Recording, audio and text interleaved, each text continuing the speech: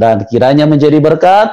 Dan pada malam hari ini kita melihat bagaimana narasumber kita mengalami perjumpaan dengan Tuhan, sekalipun dia mengalami persekusi berat, di mana dia mau dibunuh oleh saudaranya sendiri hanya karena percaya Tuhan Yesus. Dan ini ngeri sekali, ya. Tapi kita melihat Tuhan Yesus bertanggung jawab. Tuhan Yesus berkuasa, dia panggil, dia berkuasa untuk menjaga dan menyelamatkan narasumber. Ya, bagaimana kisah selengkapnya? Kita akan ikuti, kita akan sambut Ibu Umi. Selamat malam, Ibu. Selamat malam, Pak Yusuf Manubulu. Ya, apa kabar? Luar biasa, Pak, baik. Haleluya. Baik ya, Ibu dan teramat ceria baik. sekali. Tuhan Yesus baik ya. Iya, amin. Ya. Oke Ibu, terima kasih sudah hadir, mau berbagi dengan kami. Kesaksian Ibu akan sangat memberkati, akan sangat menguatkan, karena banyak orang yang ada di persimpangan akan diteguhkan, yang bimbang akan mendapatkan ketetapan, bahkan yang sudah mulai lemah, dengan melihat bahwa Tuhan Yesus adalah Tuhan yang nyata, mereka akan dikuatkan pada malam hari ini. Oke, waktu dan tempat saya serahkan kepada Ibu Umi. Silakan Ibu. Baik Pak, selamat malam saudara-saudaraku yang dikasihi Tuhan. Malam hari ini saya akan menyaksikan kebaikan Tuhan dalam hidup saya. Bagaimana awal mula saya mengenal Tuhan, percaya kepada Tuhan Yesus. Dari awal mula saya dari latar belakang keluarga yang semuanya Muslim. Kami tidak ada satupun dari keluarga kami yang beragama Kristen. Ibu, dari kecil, sorry, ya Pak.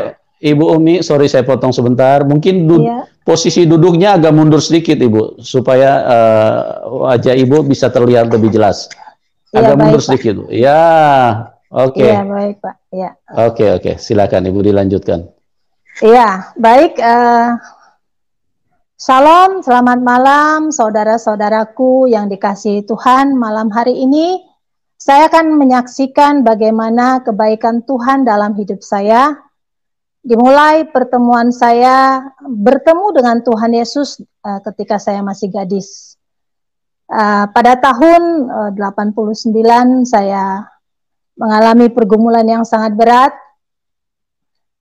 Perlu saya sampaikan, sebelum hal itu terjadi, diawali masa kecil, saya lahir di sebuah tempat yang berada di suatu daerah di Sumatera Selatan. Saya berada di lingkungan pesantren. Saya terdiri dari 2 bersaudara, dari 4 bersaudara. Saya anak yang keempat, anak bungsu.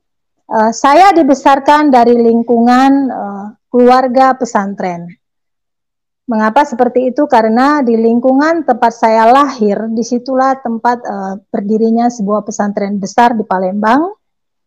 Kemudian masa kecil saya ketika saya berusia 6 tahun, saya sudah mengalami penderitaan. Saya ditinggalkan ayah yang meninggal dunia. Ayah saya meninggal bukan karena sakit, tetapi ayah saya meninggal karena dibunuh orang. Ayah saya mengalami perampokan dan akhirnya dibunuh. Ketika itu masih berusia 6 tahun. Karena kondisi ini, ibu saya mengajak saya pindah ke kota Palembang. Saya mulai sekolah di sana. Karena ibu saya adalah yang mencari nafkah pada saat itu, saya dititipkan ke kakak saya. Itu kakak sepupu dari keponakan ibu saya. Saya tinggal sama beliau dari mulai SD sampai saya masa SMA. Kemudian ada pengalaman yang tidak bisa saya lupakan ketika SD, karena saya tinggal di tempat saudara.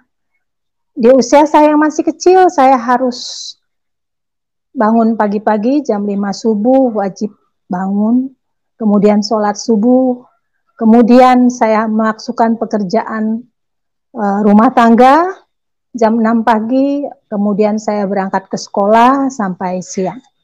Dan kehidupan saya hari lepas hari berjalan seperti itu.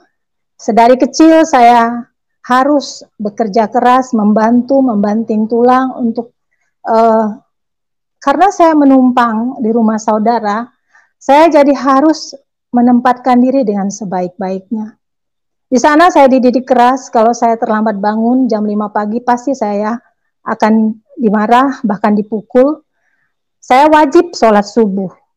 Setelah sholat subuh, saya akan menyiapkan sarapan dan segala sesuatunya. Kemudian saya harus berangkat. Sampai suatu hari di kelas 6 SD, saya mengalami pergumulan yang luar biasa. Saya sedih karena ketika itu saya harus tinggal di rumah keluarga. Ibu saya harus pergi ke daerah lain untuk mencari nafkah. Saya hampir membunuh diri saya dengan cara saya naik ke sebuah pohon. Saya ingin menjatuhkan diri dari sana.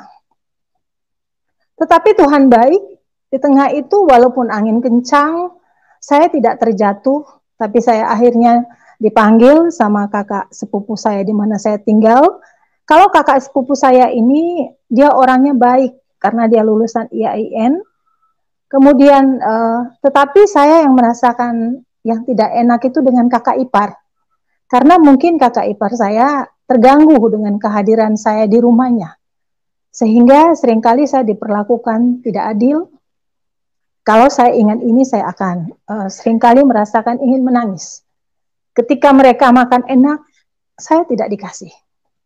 Tapi saya bersyukur. Saya tetap kuat. Akhirnya saya melanjutkan ke SMP, diterima di SMP. Kemudian di SMP pun saya tetap bergumul. Bergumul karena apa? Ibu saya tidak bersama dengan saya, jadi otomatis ibu saya datang itu 1 bulan sekali untuk memberikan uang SPP dan juga biaya kehidupan saya di sana. Sampai saya SMA, ketika itu zaman itu saya masuk SPG. Karena saya berpikir kalau saya masuk SPG, saya akan setelah tamat SPG saya akan menjadi guru. Otomatis bagi saya bisa menghidupi diri saya sendiri, juga membantu ibu saya yang membanting tulang untuk mencari nafkah demi kami anaknya. Kakak saya pada saat itu sudah berada di Jakarta, dia merantau bekerja di Jakarta, jadi saya terpaksa dititipkan sama kakak saya. Kemudian setamat SD, SMP, di sekolah kami adalah negeri, otomatis di tengah sekolah itu tidak ada teman kami yang berbeda. Dan dari kecil saya diajarkan wajib puasa, wajib sholat 5 waktu, wajib melaksanakan puasa, kemudian sembahyang 5 waktu, kemudian harus ngaji. Mengaji itu harus, karena kakak saya ini adalah guru mengaji di rumah. Otomatis dengan dia mengajar ngaji, saya harus ikut mengaji. Tetapi ketika itu saya belajar mengaji hanya ikut mengaji, tetapi jujur saja saya tidak mengerti ayat-ayat yang disampaikan. Saya lebih cenderung menghafal ayat-ayat tersebut. Tetapi secara pribadi saya tidak diberitahu arti atau tafsir dari firman Tuhan, Al-Quran yang disampaikan kepada saya, tapi saya harus ikuti. Berhubung saya masih kecil, saya tetap taat, saya ikuti di tengah penderitaan yang ada, saya tetap harus bertahan, karena saya punya tekad, saya harus sekolah. Saya harus sekolah. Mengapa saya sampaikan hal itu? Karena dari keluarga. Orang tua saya, papa saya mengatakan, kalau ayahmu tidak ada, kalau ibumu bekerjanya jauh dari kamu, kamu paling jadi perempuan yang tidak benar. Dan saya tekad kuat, saya tidak boleh. Saya harus sekolah yang setinggi-tingginya demi mencapai harga diri dan mengangkat orang tua saya, ibu saya secara khusus, keluarga saya untuk mengalami perubahan nasib ke depannya lebih baik. Di sekolah SD, SMP, sampai SMA, ketika itu adalah SPG. Saya bertekad dari SD, SMP, dan SMA saya harus rajin belajar, harus menjadi orang yang pandai. Terakhir di kelas 3 saya, dari kelas 1 SMA saya juara 1, kemudian sampai kelas 3 saya bertekad jadi juara 1 dan itu berhasil saya capai. Akhirnya lulus SPG, saya ikut honor di sekolah negeri, mengajar pramuka, kemudian saya ikut tes di Institut Agama Islam di Palembang, Institut Agama Islam Negeri di Palembang. Dan puji Tuhan ketika itu saya sangat bersyukur, dari ribuan orang yang mendaftar saya diterima. Saya masuk ke Fakultas Tarbiyah, jurusan Ilmu Agama Islam atau Pendidikan Agama Islam. Selanjutnya saya terus kuliah, berjalan terus. Seiring berjalannya waktu, saya aktif di kampus, saya juga aktif di organisasi, saya aktif juga di acara-acara HMI dan lain-lain. Kemudian setamat dari kuliah pada tahun 89, ada hal yang sangat menyedihkan hati saya. Ibu saya yang menjadi orang tua saya satu-satunya meninggal dunia setelah dirawat selama 6 bulan, 1 bulan di rumah sakit karena menderita kanker rahim. Saya hancur hati saya.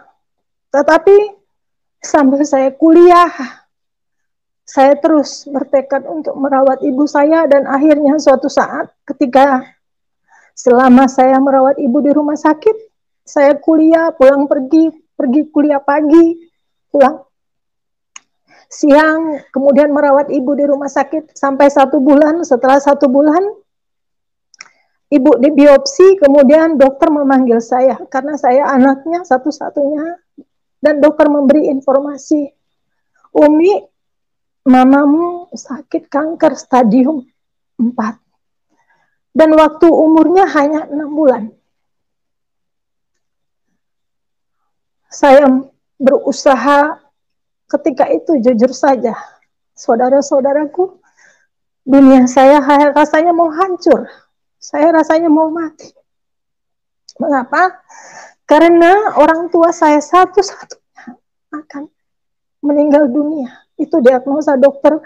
Dan saya katakan, dokter, tidak adakah usaha untuk menolong ibu saya supaya bisa disembuhkan? Dokter katakan, mohon maaf, untuk saat ini perawatan dari dokter hanya bisa melakukan operasi. Kalaupun dilakukan operasi, itu belum tentu berhasil.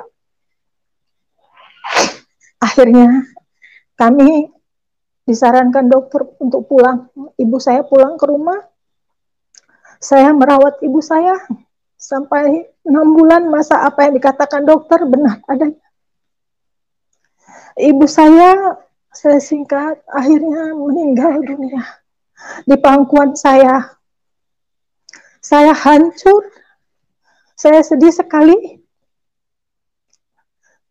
Tidak ada harapan ke depan. Saya mau jadi apa kalau ibu saya sudah tidak ada? Kakak saya di Jakarta, saya di Palembang tinggal dengan saudara, kemudian merawat ibu dengan saudara. Di saat ibu dikuburkan, saya pingsan. Saya pingsan saat itu dan rasanya saya tidak sanggup lagi untuk bangkit. Kemudian ketika ibu meninggal, setelah ibu dikuburkan, saya masih berada di Palembang karena saya harus mengurus segala surat menyurat untuk pindah ke Jakarta. Kemudian saat itu kakak saya mengatakan, Dek, lebih baik kamu ikut kakak ke Jakarta. Kalau kamu di sini, kamu tinggal dengan siapa? Kemudian kakak kembali ke Jakarta dan saya mengalami perjuangan yang sangat berat. Ketika itu saya mengenal, di masa saya kuliah, saya mengenal seorang laki-laki. Laki-laki ini melamar saya.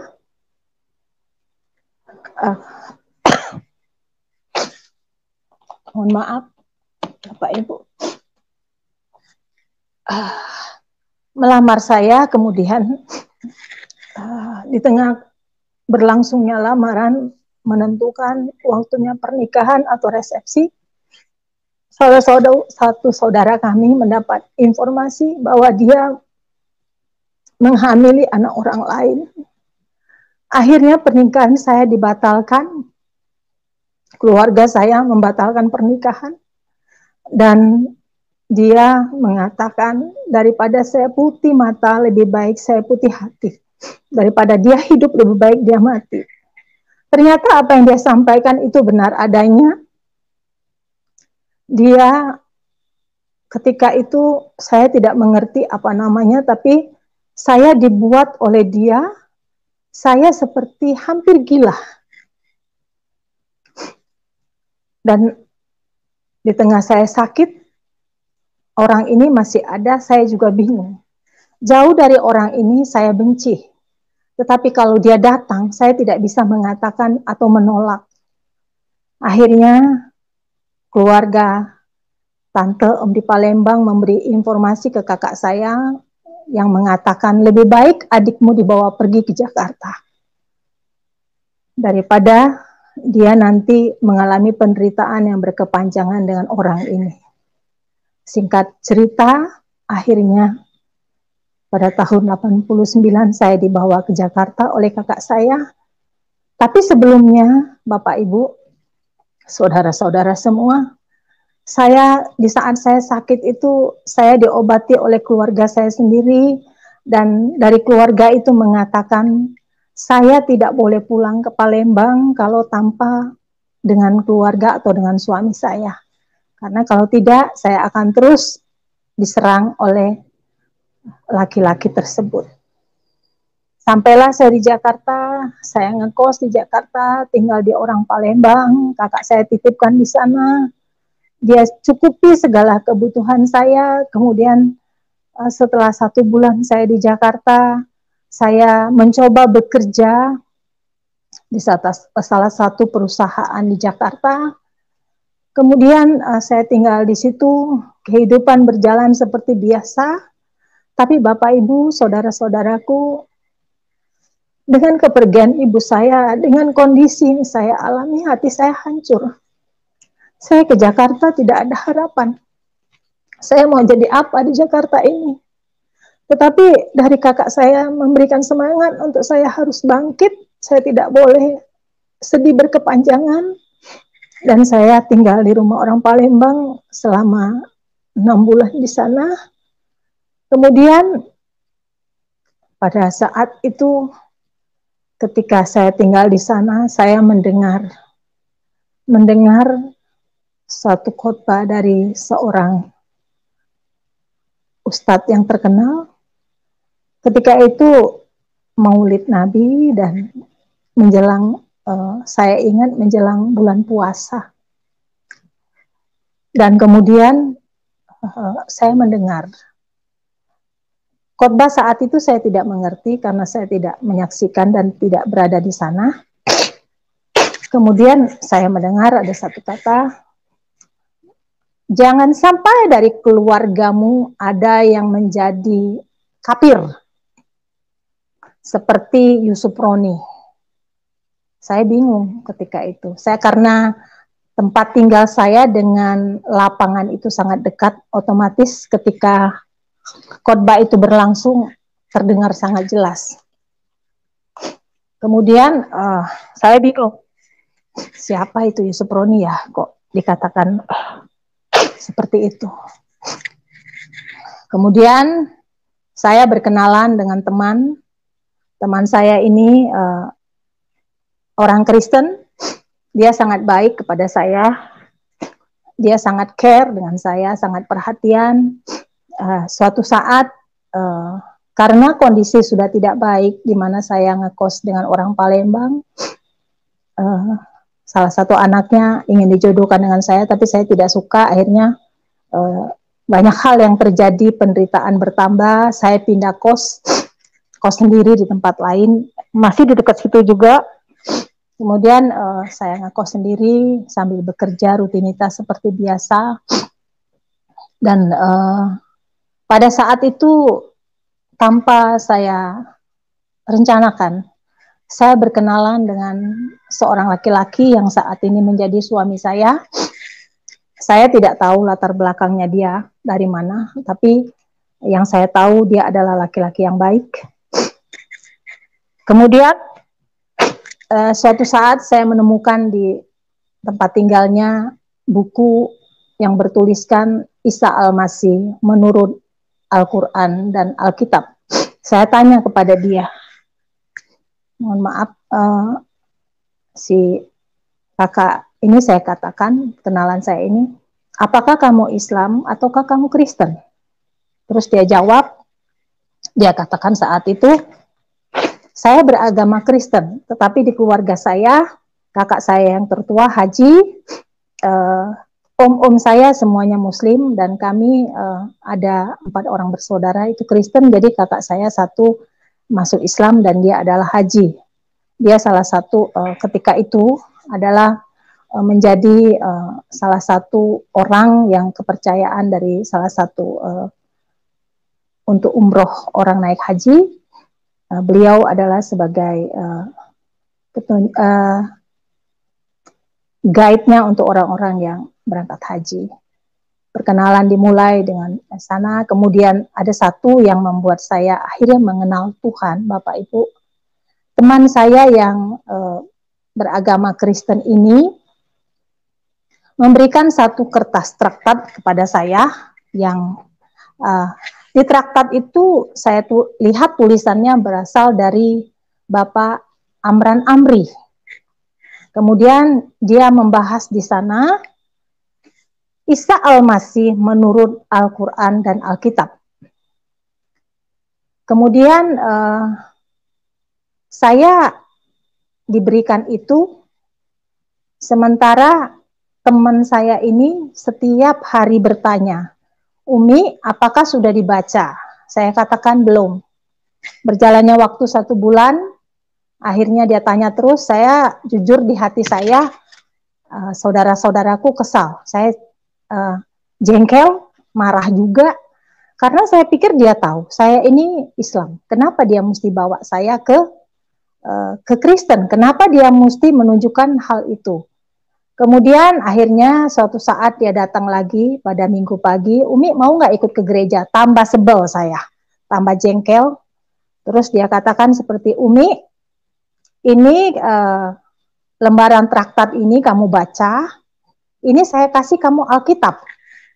Kamu kan punya tafsir Al-Quran, kamu bisa baca itu, kamu bisa compare antara apa yang ada di Alkitab dengan Al-Quran.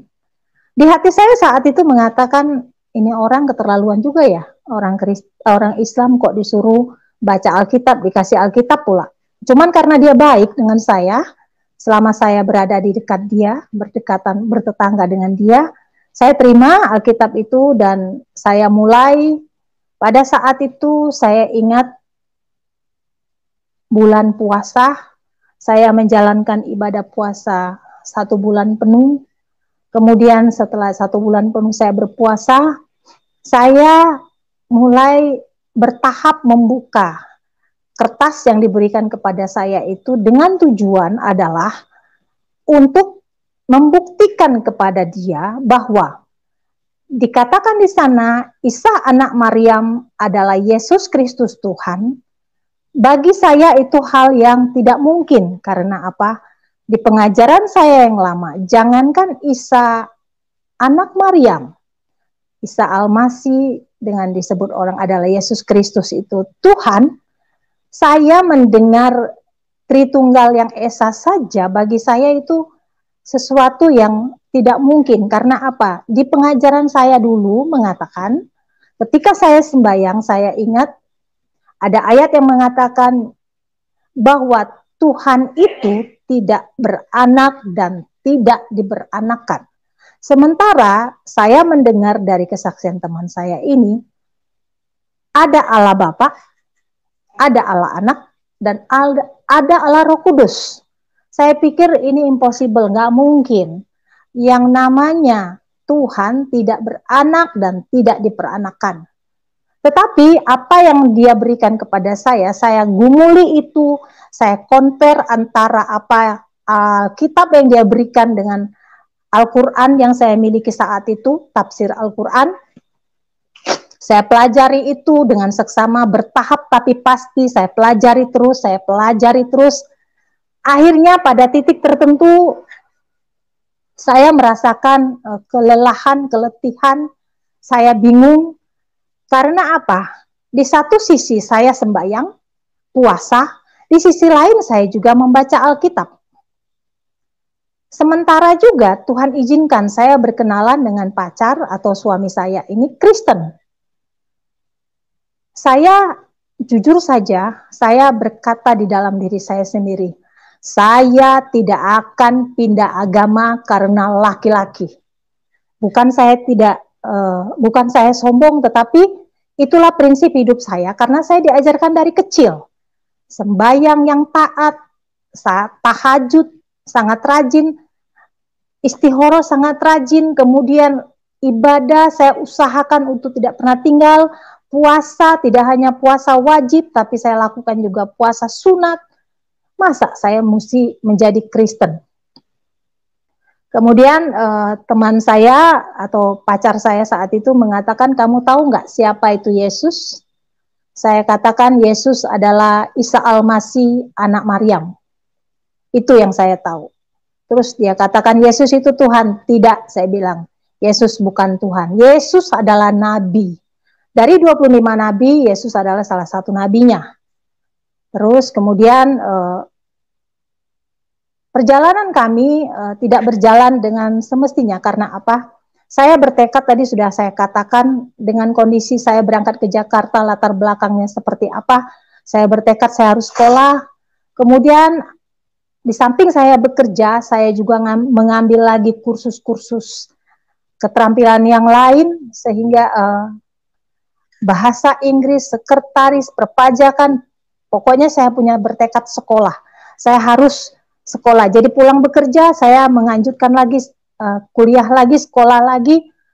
Saya harus menjadi orang yang berhasil. Jadi saya tidak terlalu fokus ke masa depan untuk menikah. Karena bagi saya ketika itu saya masih muda, saya masih panjang, masih banyak perjalanan saya masih panjang. Kemudian kembali ke titik terakhir ketika saya membaca traktat tadi, saya temukan di Alkitab yang mengatakan, akulah jalan dan kebenaran dan hidup. Tidak ada seorang pun yang dapat ke rumah Bapa tanpa melalui aku. Itu dari Yohanes 14 ayat 6. Saya mulai goyah. Saya tetap menjalankan puasa, saya tetap menjalankan ibadah agama saya, tetapi saya juga membaca Alkitab. Sementara dari kakak saya sudah mulai mendengar dari tetangga saya yang orang Palembang yang mengatakan bahwa saya itu udah mulai ikut-ikutan orang Kristen. Kakak saya mengamati saya terus, saya tetap berjalan, tetapi suatu saat, pada titik puncak, saudara-saudaraku, saya merasakan kelelahan yang luar biasa. Setelah saya compare apa yang saya terima dari tafsir Al-Quran dengan Alkitab, justru saya mendapat jawaban di Alkitab. Yang saya dapatkan ketika itu adalah, akulah jalan dan kebenaran dan hidup. Tidak ada satu orang pun yang dapat ke rumah Bapa tanpa melalui aku. Saya ingat ketika itu saya diberikan adalah Sirotol Mustaqim yang saya dapatkan dulu. Sirotol Mustaqim itu adalah perumpamaan rambut satu di belah 7. Untuk kita mencapai ke surga itu harus menjalani itu. Dan akhirnya saya putuskan saya sembahyang tahajud. Di tengah sembahyang tahajud malam itu, saya juga sembahyang istihoro. Saya sudah lelah, saya sudah capek, Saya merasakan tubuh saya semakin hari kurus kering. Saya di satu sisi saya mengalami ketakutan karena apa? Kalau sampai saja keluarga saya tahu saya ikut-ikutan, apalagi ke gereja, apalagi ke Kristen, pasti saya dibunuh. Saya udah katakan itu pasti. Pasti akhirnya ketika saya sembahyang istihoro, di saat saya berzikir sampai jam 3 pagi, saya seperti terlelap sejenak, tapi saya melihat dengan nyata di alam supranatural bahwa saya dibawa 2 orang laki-laki yang berpakaian berjubah putih. 2 orang laki-laki ini sangat dari segi manusiawi sangat ganteng. Saya dibawa keluar rumah, di pintu rumah saya disuruh melihat ke langit. Bapak, Ibu, saudara-saudaraku, apa yang saya saksikan saat itu di luar dugaan saya. Saya menyaksikan Kisah Para Rasul 1 ketika Yesus berada di awan. Ketika itu saya melihat ke langit, kemudian saya menyaksikan Yesus berdiri dalam posisi tangan terbuka dengan pakaian yang sangat putih cemerlang. Saya bisa melihat bayangan wajahnya yang bersinar terang, tetapi saat itu saya tersungkur. Saya tersungkur, dan pada saat saya tersungkur seperti itu, saya melihat, tetapi saya tidak sanggup melihat cahaya kemuliaan itu. Kemudian ada suara yang saya dengar. Anakku yang kukasihi, aku ingin membawamu ke surga. Saya sebagai manusia biasa yang tidak mengerti, saya ketika itu menjawab, Tuhan, saya belum siap. Saudara-saudaraku, apa yang terjadi? Ternyata pengalaman supranatural ini yang saya alami, saya seperti diingatkan gigi saya seperti dicabut, dan saya merasakan itu sakit sekali. Kemudian saya duduk, hati saya bergejolak.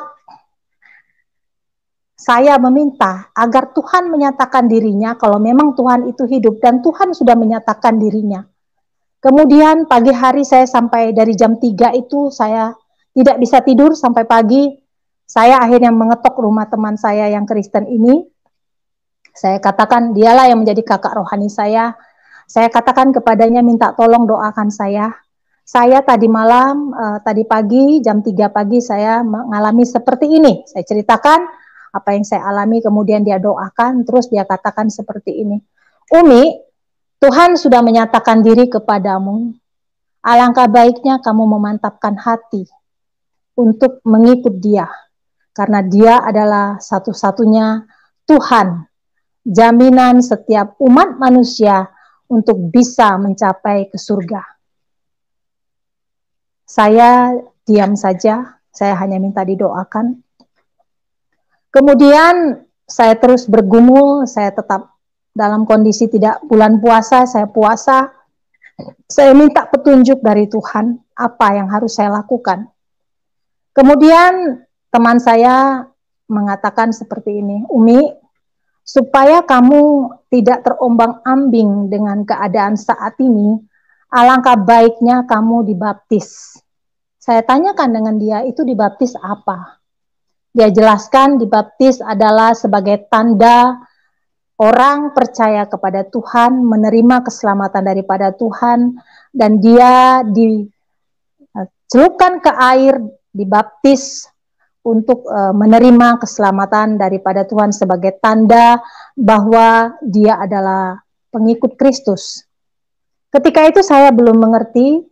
Saya bertanya sana-sini, ada berbagai macam aliran yang mengatakan tentang baptisan, tetapi di tengah kondisi saat itu, pacar saya kembali ke tempatnya karena ayahnya sakit, kemudian saya berpisah sekian tahun, dan saya bertanya kepada dia untuk memberi informasi, pertimbangan kepada saya, baptisan yang harus saya lakukan, dan dia mengusulkan untuk saya ikut baptisan selam. Saya ikuti, saya diantar oleh teman kakak rohani saya ini. Di samping teman, dia adalah kakak rohani yang sangat memperhatikan saya. Saya diperkenalkan kepada seorang hamba Tuhan untuk saya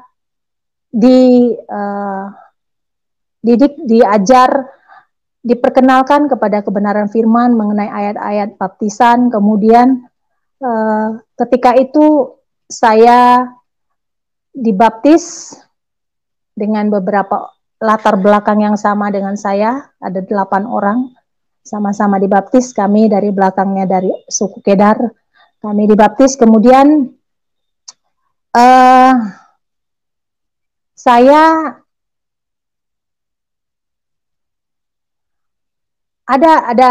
ada hal yang saya kelupaan.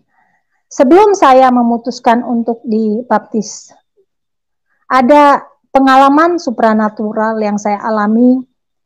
Ketika itu Natal, teman saya ini mengajak saya pergi Natal karena saya sendirian di rumah. Dia katakan, "Umi, kamu mau nggak ikut acara gereja kami?"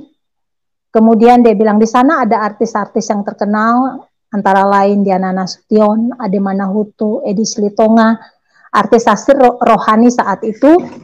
Saya ikut bukan karena ingin ikut ke gerejanya, tetapi saya ingin menyaksikan artis itu. Puji-pujian mereka sangat bagus dan sangat memberkati. Kemudian ada pengalaman supranatural sebelum saya tadi, mohon maaf saudara-saudaraku kelewatan. Ada ketika saya mengikuti kebaktian itu, saya duduk paling belakang. Kemudian saya mendengarkan hamba Tuhan yang mengatakan bahwa di samping sebelum khotbah berlangsung akan menyaksikan film. Kebetulan film saat itu yang diputar adalah Yesus Kristus yang disalibkan. Saya dari belakang karena saya baru pertama kali ke sana. Saya duduk paling belakang dan saya menyaksikan hal itu.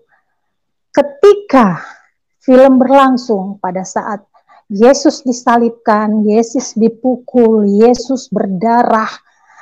Tetapi pada saat puncaknya, ketika tangan Yesus dipaku di kayu salib, kaki Yesus dipaku di kayu salib, saat itu saya merasakan hal yang hati saya hancur. Saat itu saya mendapatkan Roh Kudus yang mengingatkan saya bahwa, Umi, Yesus itu mati untuk menebus segala dosa dan kesalahanmu. Saya menangis di situ, saya badannya bergetar dari awal menyaksikan film itu sampai titik terakhir selesai film itu, badan saya, tubuh saya bergetar. Saya menangis sampai pulang. Sampai pulang saya terus menangis, saya tidak mengerti itu apa namanya, tetapi saya merasakan sesuatu yang sangat hancur. Saya ketika itu mendapatkan hikmat yang daripada Tuhan, bahwa Yesus rela mati sebagai Tuhan, rela mati di kayu salib untuk menebus dosa saya. Saya tidak mengerti Bapak Ibu, mengapa ketika tangannya dipaku, ketika kakinya dipaku, badan saya bergetar sejadi-jadinya. Saya tidak mengerti saat itu. Cuman saya katakan dengan teman saya, kenapa ya badan saya kok gini, saya kok nggak bisa begini ya, saya terus bergetar tangan saya. Nah, itulah awal kemudian saya akhirnya mengambil sembahyang tahajud, kemudian saya istihoroh. Dan semakin dimantapkan, akhirnya saya dibaptis. Kemudian pada saat saya dibaptis, saya bertanya dengan teman saya itu. Saya mau tanya, saya bilang, apakah kalian kenal dengan Pak Yusuf Roni? Kemudian ketika itu dia katakan, kalau Umi pengen kenal Pak Yusuf Roni, saya akan antar ke rumahnya Pak Yusuf Roni, saya akan perkenalkan kamu dengan Pak Yusuf Roni. Akhirnya saya diperkenalkan ke Pak Yusuf Roni.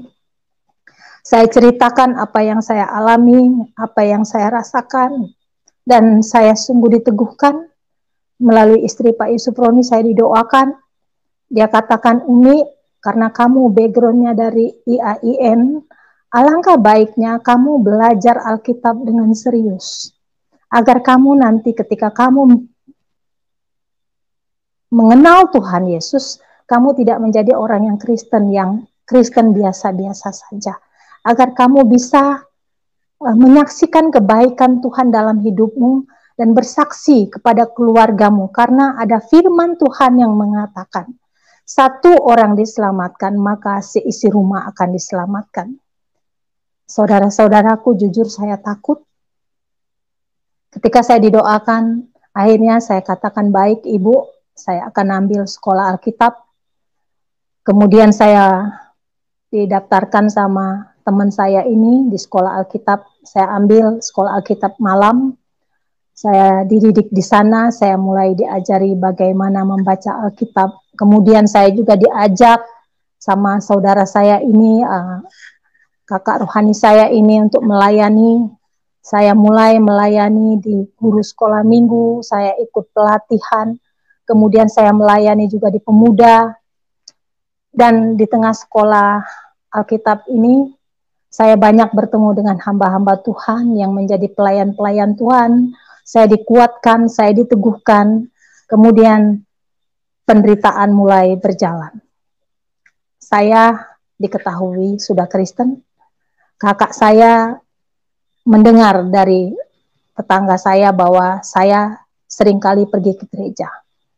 Suatu saat kakak saya sudah mengancam saya, kalau sampai saya mendengar kamu Kristen, lebih baik kamu mati daripada kamu hidup bikin malu.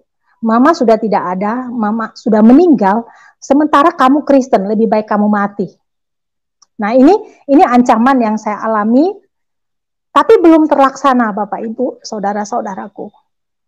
Temanku, kakak seorahaniku akhirnya bilang, Umi, kamu pindah dengan saya, tinggal dengan saya, supaya kami cover dengan doa, agar kamu tidak sendirian ketika kamu mengalami pergumulan itu. Saya, setelah mereka menikah, pada saat itu mereka menikah, teman saya menikah dengan suaminya, kemudian saya tinggal dengan mereka. Kemudian saya secara pribadi rajin diajak berdoa.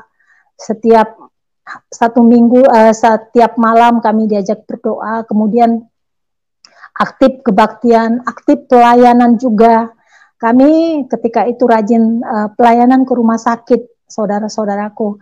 Kami melayani orang-orang sakit. Kami dari persekutuan doa kami para pemuda di gereja itu, dari latar belakang yang berbeda, kami melayani di rumah sakit, salah satu rumah sakit Kristen yang ada di Jakarta.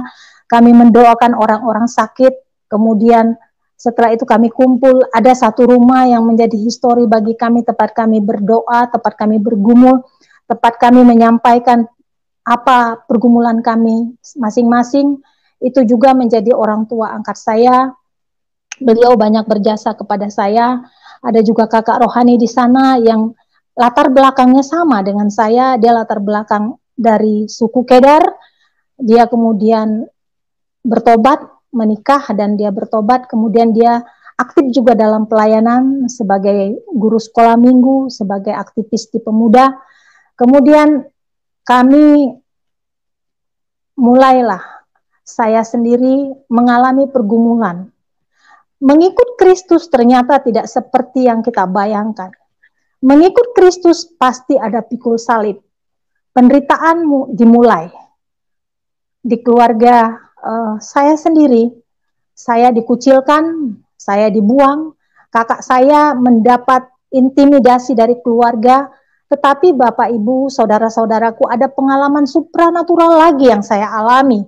Saya mengalami bagaimana ketika saya dalam posisi tidur, saya tidak mengerti saat itu apa disantet atau apa, datang ular menyerang saya, datang binatang-binatang menyerang saya, harimau di tengah posisi tidur saya. Tetapi ketika saya mengatakan dalam nama Yesus engkau pergi, saat itu mereka pergi. Kemudian saya juga mengalami intimidasi, mimpi-mimpi yang menakutkan. Saya merasa saya dihakimi, saya merasa dihukum sama keluarga dengan akan dibunuh. Kemudian apa yang saya mimpikan, apa yang saya rasakan saat itu, pengalaman batin yang saya rasakan itu ternyata saya alami di dunia nyata. Suatu saat kakak saya mengatakan, saya akan bawa preman-preman Tanah Abang untuk membunuh kamu. Kalau sampai saya dengar kamu sudah Kristen. Saya takut. Jujur saya takut. Tapi dengan kekuatan doa setiap hari dari saudara seiman kakak rohani saya itu, seiring berjalan waktu saya juga menyelesaikan sekolah Alkitab malam. Selesai saya ikut pelayanan. Kemudian suatu saat apa yang dikatakan kakak saya terjadilah. Kakak saya datang beserta keponakan-keponakan saya dari dia mengatakan dia menggedor pintu dan dia berteriak di rumah tempat saya tinggal dengan saudara angkat saya itu kakak rohani saya disuruh keluar. Saya akhirnya kami berdoa terlebih dahulu. Saya ketakutan Bapak Ibu karena saya tahu kalau dia bilang mati lebih baik mati karena kakak saya punya ilmu hitam. Kakak saya itu berguru dari Banten sampai ke Cirebon, dia berguru. Jadi saya tahu pengalaman rohani yang saya alami ketika saya mengalami serangan ular, serangan harimau, serangan binatang-binatang itu saya tahu itu kiriman dari dia untuk menyerang saya supaya saya kembali. Dan dia datang beserta keponakan saya, keponakan-keponakannya. Buka pintu, gedor, kami buka pintu terus dia bilang, saya mau bicara dengan adik saya. Dia datang dan saya tahu dia bawa senjata. Kemudian dia katakan, saya dengar kamu sudah Kristen. Lebih baik kamu mati daripada kamu hidup mempermalukan saya. Mama kita sudah tidak ada, kamu Kristen, lebih baik kamu mati. Dan dia mengacungkan tangannya Bapak Ibu. Saat itu saya tidak melihat senjata apa yang dia pegang. Tetapi ketika itu dengan keberanian yang sangat luar biasa yang Tuhan berikan melalui Roh Kudus, saya katakan dalam nama Yesus, hai kamu tidak bisa menyentuh tubuhku karena aku adalah milik Kristus. Dan dia terpelanting ke belakang.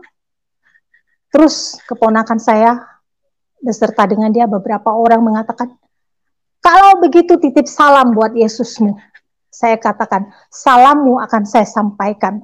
Dan mulai hari itu dia katakan, detik ini juga kamu bukan saudaraku lagi. Kamu sudah saya anggap mati. Mengapa dia lakukan itu? Karena dia malu.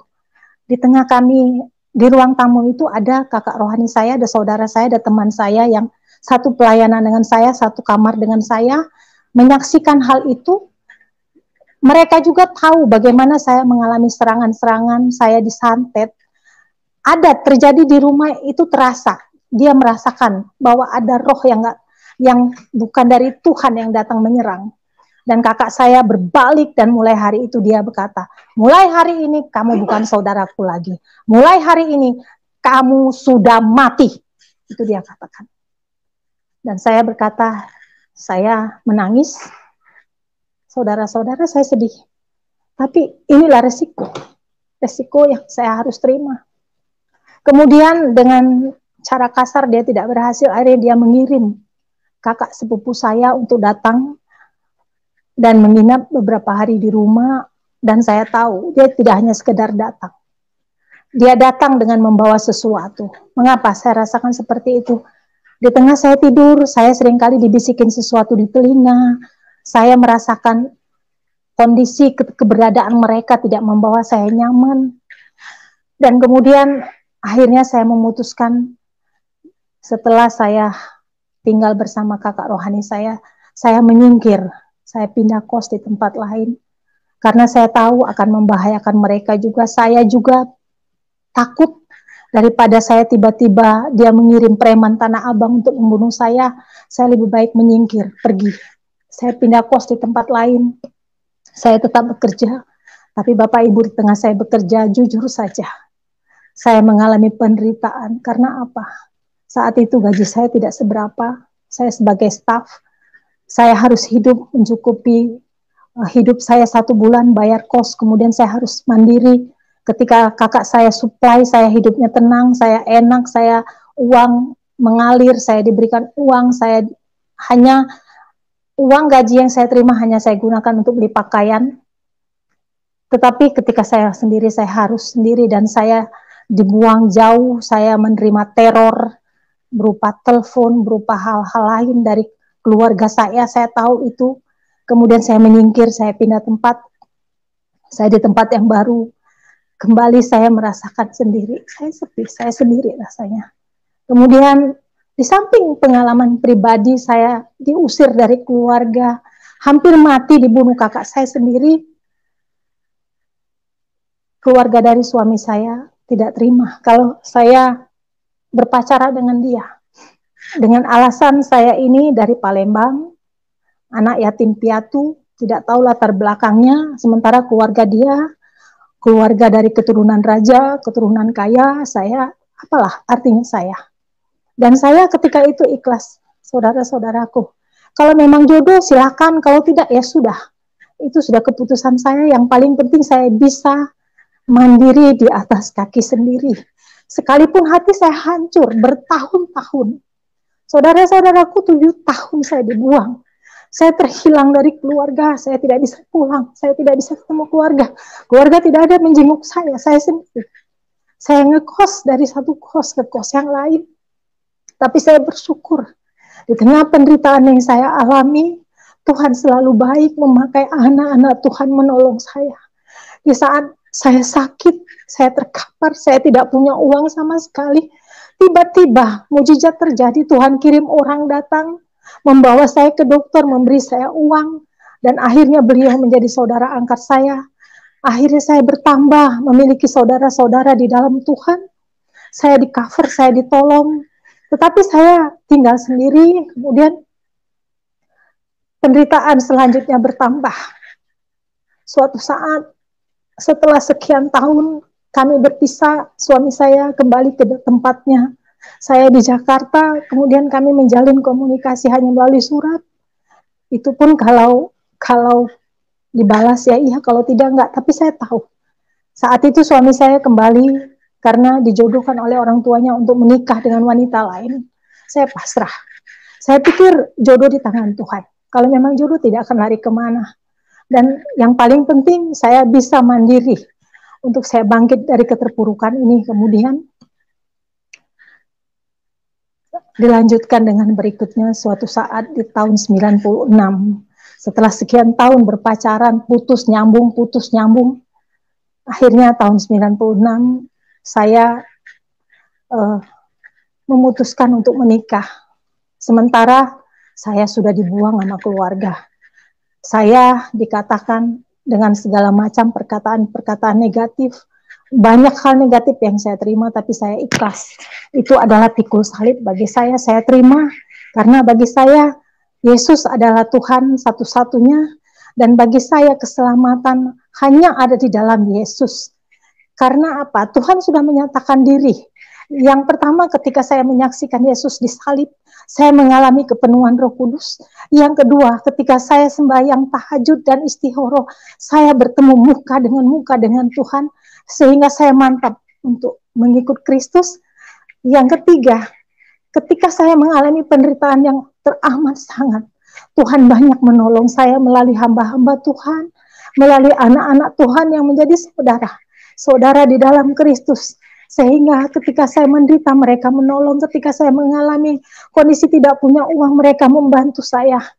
Ini salah satu pengalaman yang luar biasa yang saya alami. Kemudian kami terus melayani di rumah sakit, berdoa untuk orang-orang sakit. Ketika suatu saat di tahun 96, ketika saya harus memutuskan menikah, saya tahu keluarga suami saya tidak setuju. Saya bahkan mendengar menjelang 1 bulan kami menikah. Ketika itu pacar saya menelpon saya jam 12 pagi, tengah malam. Umi, saya berada di jalanan. Sementara Bapak Ibu, saudara-saudara, surat sudah masuk ke gereja. Saya pelayanan aktif di gereja sebagai guru sekolah minggu, aktif juga di pemuda. Dan ketika saya mau menikah, saya juga mengalami bagaimana sulitnya untuk menikah. Karena yang pertama, saya adalah yatim piatu. Saya tidak punya saudara. Kakak saya sudah nggak mengakui lagi saya. Yang kedua, dia mengancam saya lagi. Dia katakan, kalau sampai saya mendengar kamu menikah Kristen, saya akan bawa preman-preman Tanah Abang untuk menghancurkan pernikahanmu. Saya akan acak-acak pernikahanmu sehingga pernikahanmu gagal. Yang kedua, dari pihak suami saya, kakaknya ternyata mengajak dia makan di hotel mewah di Jakarta dan mengatakan lebih baik untuk kami membatalkan pernikahan. Dan ketika suami saya mengatakan saat itu masih pacar saya, dia bilang saya sudah putuskan karena saya sudah mengajukan surat pengajuan ke gereja. Saudara-saudaraku, suami saya juga mengalami pergumulan. Dia dilempar sama pot yang ada bunganya, pot yang ada tanahnya. Dia dipukul, dihajar habis sama kakaknya. Karena kakaknya mengatakan seperti ini, untuk apa kamu menikah dengan orang Palembang itu? Kita tidak tahu dia latar belakangnya seperti apa. Kamu cari wanita yang sukses, cari wanita yang berhasil, cari pengusaha.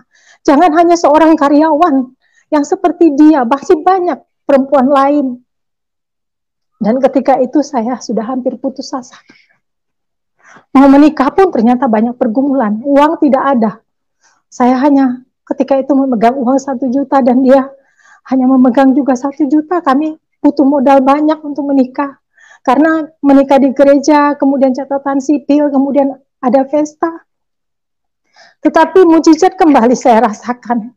Di saat saya mengalami pergumulan berat, tidak ada dana, Tuhan kirim dana. Melalui orang tua murid yang memberkati saya. Kemudian orang tua murid ini menyumbangkan banyak. Ketika pernikahan itu saya disumbang banyak hal.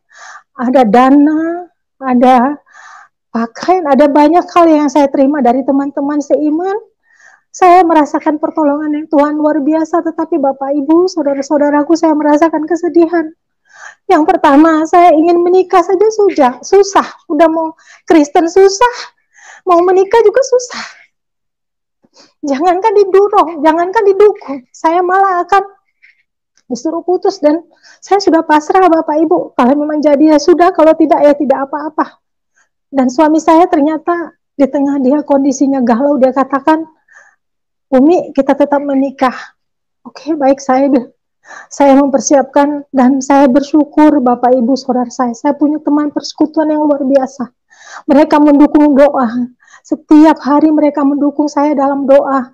Selama 1 bulan menjelang pernikahan mereka berdoa terus untuk saya, mendukung saya. Karena saya banyak sekali pergumulan yang saya alami. Yang pertama, saya tidak punya dana. Yang kedua, saya tidak punya persiapan sama sekali. Yang ketiga, setelah sekian tahun saya berpacaran, masa saya tidak menikah?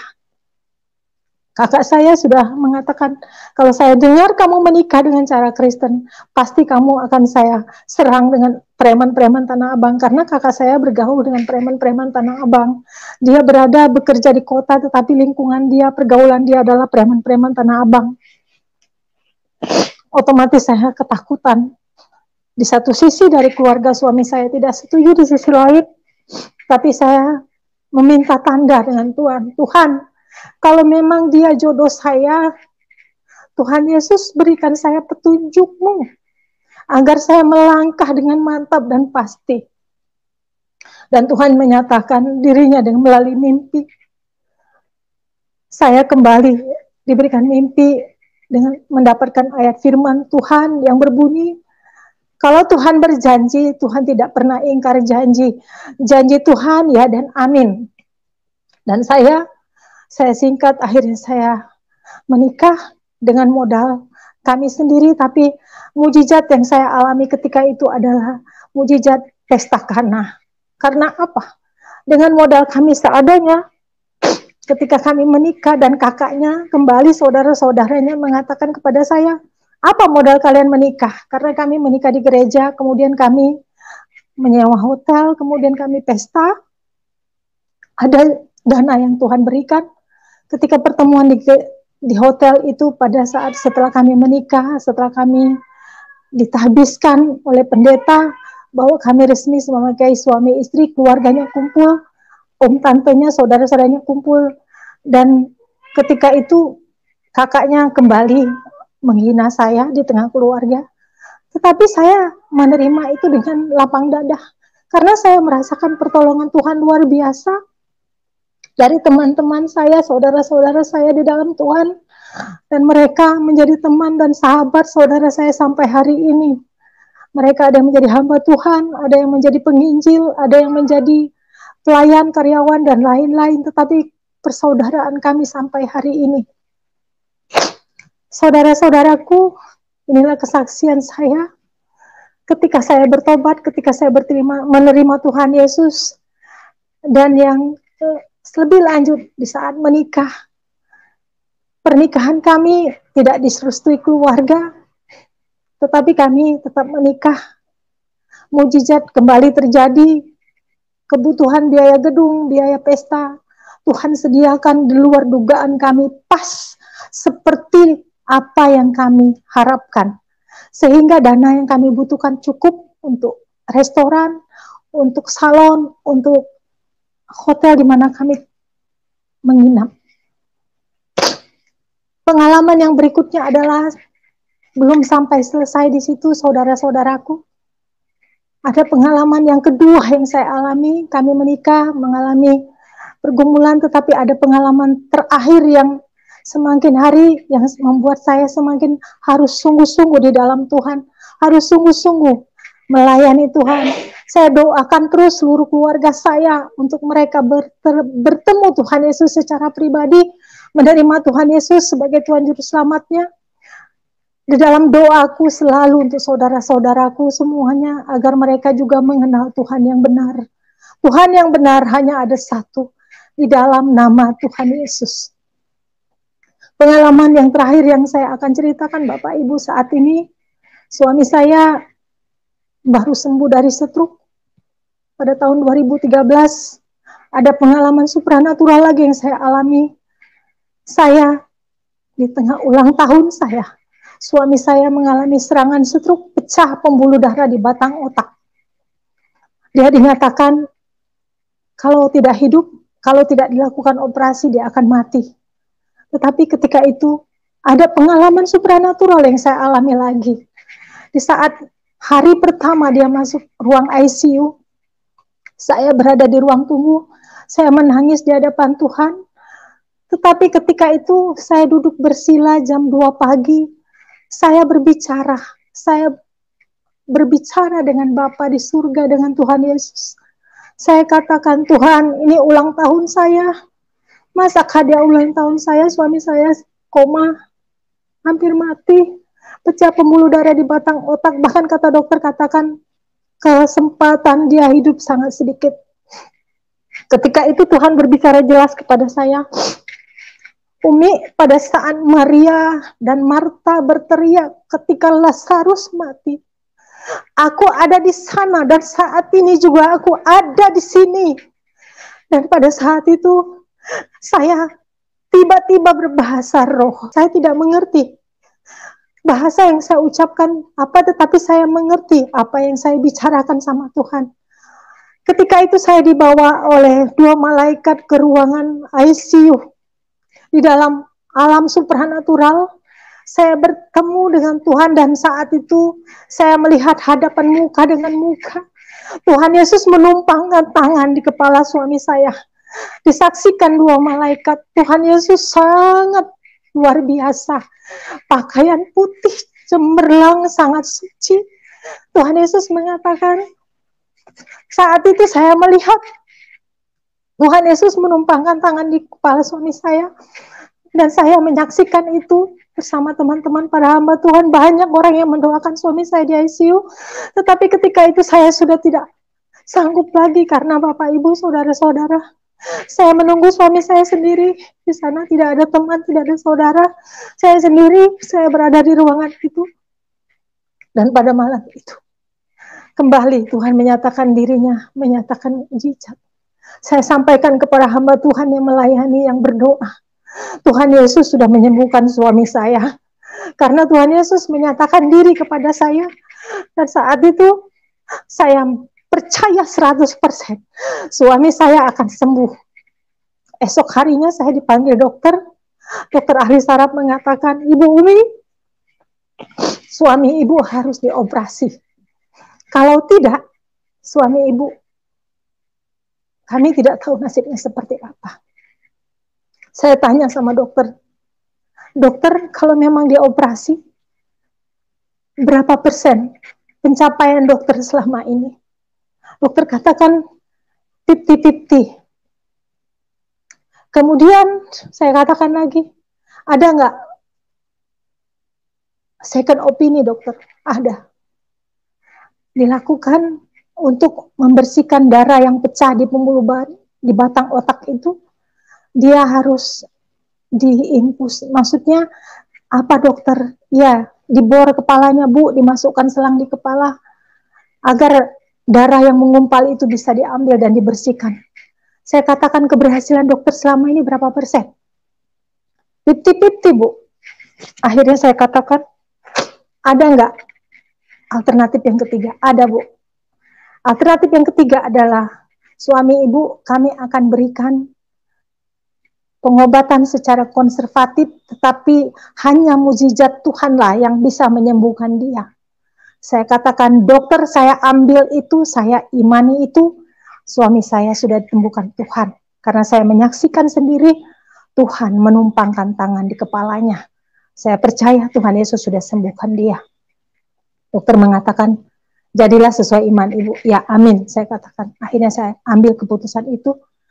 Tetapi Bapak Ibu saudara-saudara, suami saya dirawat di ICU selama 10 hari dalam kondisi koma.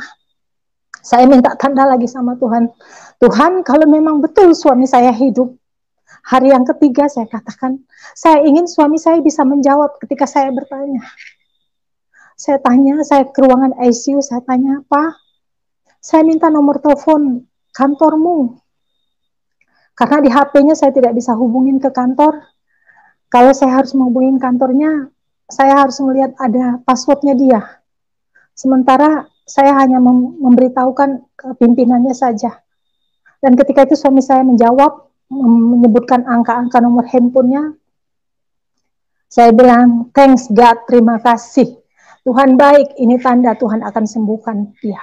Kemudian besoknya lagi saya ngomong dengan suami saya, Pak bangun, saya ingin kamu ngomong sama saya. Kalau memang Tuhan nyata sembuhkan kamu ngomong terus. Dia kata dengan mulut menyong seperti ini, Mah, Tuhan Yesus katakan aku akan disembuhkan. Aku sudah pergi ke taman di Firdaus, tetapi Tuhan bilang belum waktuku pergi. Tuhan memberikan kesempatan kepada kedua kali untuk aku menyaksikan kebaikan Tuhan, sehingga melalui hidupku nama Tuhan ditinggikan. Saya bilang thank you, terima kasih Tuhan Yesus. Thank you God, thank you, terima kasih Tuhan. Ini mukjizat yang saya alami. Yang berikutnya Bapak Ibu, suami saya berkat pertolongan Tuhan, mukjizat Tuhan setelah 7 tahun. Bulan ini adalah 7 tahun suami saya disembuhkan Tuhan. Walaupun kondisi fisiknya tidak seperti dulu lagi, tapi Tuhan sudah sembuhkan dia sehingga dia bisa berjalan, bisa beraktivitas untuk dirinya sendiri. Setelah sekian lama dia sakit, lumpuh total selama 1 tahun, tidak sadar diri siapa dirinya. Saya merawat dia dengan penuh kasih sayang. Saya berkata sama Tuhan, Tuhan, penderitaan ikut Engkau ternyata tidak segampang yang kukira. Orang Kristen yang lain tidak mengalami penderitaan seperti ini. Tetapi ketika aku mengenal Engkau, ketika aku percaya kepadamu, ketika aku mengikut Engkau di dalam Engkau, dan aku sungguh-sungguh melayani Engkau, ternyata cobaan tidak hanya sekedar di sana, tetapi kembali naik level. Seringkali Bapak Ibu Saudara saya menangis. Saya meminta tanda sama Tuhan. Apakah betul suami saya sehat kembali? Apakah betul suami saya hidup kembali? Karena saya lihat saat itu sepertinya tidak ada harapan, tetapi mukjizat Tuhan hari lepas hari terjadi. Dia sembuh bertahap tapi pasti, dan sekarang dia sudah sembuh walaupun dalam kondisi cacat. Tetapi saya harus mengambil alih untuk tanggung jawab kepala rumah tangga di keluarga ini. Anak saya 2, 1 sedang skripsi, 1 lagi di semester 6, dan mohon dukungan dari saudara-saudara, teman-temanku semua yang selalu mendukung kami, teman gereja, teman pelayanan, teman pekerjaan, guru-guru sekolah minggu, semuanya terima kasih untuk dukungan kalian. Saya bersyukur, berterima kasih saya ditempatkan di sini, di Lipo Cikarang. Di tempat ini bukan kebetulan, tapi karena Tuhan yang menempatkan. Kami percaya Tuhan Yesus yang ajaib akan memakai kami lebih lagi untuk menjadi alat-Mu yang ajaib. Demikian Pak, masih ada kesaksian-kesaksian yang lain, tapi mungkin ini dulu kesaksian saya kiranya menjadi berkat bagi orang lain. Biar nama Tuhan ditinggikan, nama Tuhan dimuliakan. Haleluya, amin. Amin, puji Tuhan. Ya, terima kasih Ibu Umi, kesaksian yang luar biasa, yang bisa menjadi berkat bagi banyak orang pada malam hari ini. Amin, Pak. Tuhan Yesus tidak pernah berubah. Amin. Tuhan Yesus selalu nyata. Amin. Sekalipun betul, berhadapan dengan kuasa-kuasa kegelapan, Tuhan Yesus sangat teruji, lebih teruji daripada emas murni. Amin. Amin. Itulah penyertaan Tuhan, karena Dia Tuhan yang setia. Dari ciptaannya, Dia tunjukkan bahwa Dia adalah setia. Dari keberadaan tubuh kita saja, Tuhan itu tidak pernah berubah. Tuhan itu setia. Ya. Oke, teman-teman, kita cukupkan sampai di sini dulu. Dan terima kasih buat semua yang sudah bergabung di dalam link ini.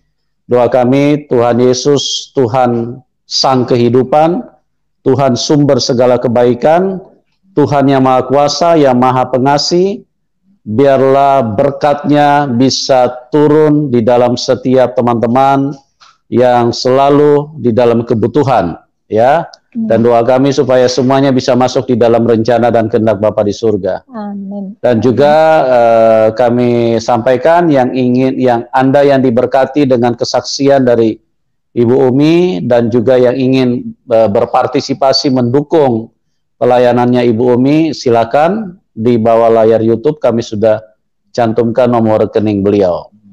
Oke teman-teman, sampai berjumpa di program selanjutnya besok pagi, ibadah online jam 10 pagi ya, di channel Submanobulo. Oke, terima kasih Ibu Umi atas kesaksiannya yang luar biasa. Ya. Doa kami buat Ibu tetap semangat dan tetap sungguh-sungguh, dan terus lebih dahsyat lagi mengalami Tuhan, sehingga kita benar-benar dipersiapkan untuk kerajaan yang luar biasa itu. Amin. Oke, buat semuanya terima kasih, Tuhan Yesus memberkati, dan salam kemenangan buat kita semua. Amin. Ya, amin. Tuhan memberkati.